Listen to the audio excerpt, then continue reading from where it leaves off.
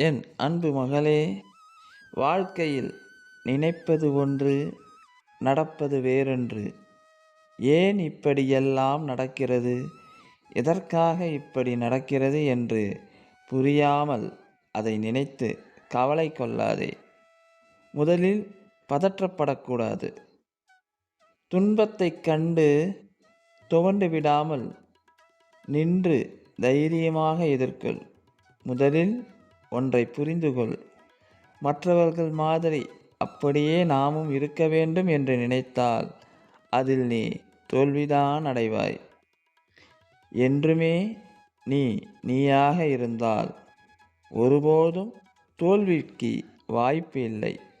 வலி, வேதனை, தோல்விகள், ஏமாற்றம் இவைகளை காரணமாக உன் கடமைகளிலிருந்து தவறாதே.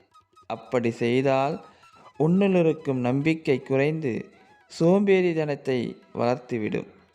நீ மனதளவில் பயப்படாமல் இருந்தால்தான் தைரியமாக செயல்பட முடியும். நீ நம்பிக்கையோடு உன் கடமைகளை செய்.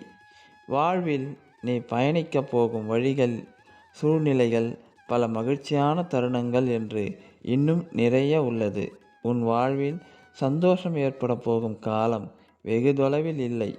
இதுவரை தோற்றதையும், நம்பிக்கை இழந்ததையும், மரண விளிம்பிற்கு சென்றதையும் மறந்துவிடு. நான் வாழ தகுதி இல்லாதவன் என்று நீயே முடிவு செய்து கொள்ளாதே. முதலில் அந்த எண்ணத்தை தூக்கி எறி. வாழ்க்கை என்றும் வாழ்வதற்குத்தான்.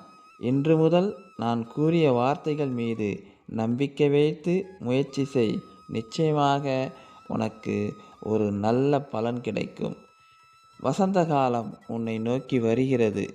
எனவே நடந்ததை நினைத்து இந்த வசந்த காலத்தை ஏற்றுக்கொள்ள தயங்காதே. இது உன் வாழ்க்கையில் மிகப்பெரிய பொன்னான நாள். இனி உன் வாழ்க்கையில் நான் உனக்கு சந்தோஷத்தை தரக்கூடிய நாள். நீ கேட்டதையெல்லாம் உனக்கு நான் வாரி வழங்குவேன். நீ எதை கேட்டாலும் நான் இல்லை என்று நான் உனக்கு தரப்போகும் காலம் என்பதை மறந்து விடாதே. இனி உன் வாழ்க்கையில் மகிழ்ச்சியான நாள். சாயப்பா உனக்கு நான் வாக்கு கொடுக்கிறேன். சந்தோஷமாக இரு. நடந்ததை மறந்துவிடு. இனி எல்லாம் நல்லதே என்று நினைத்துவிடு. ஓம் சாய்ராம்.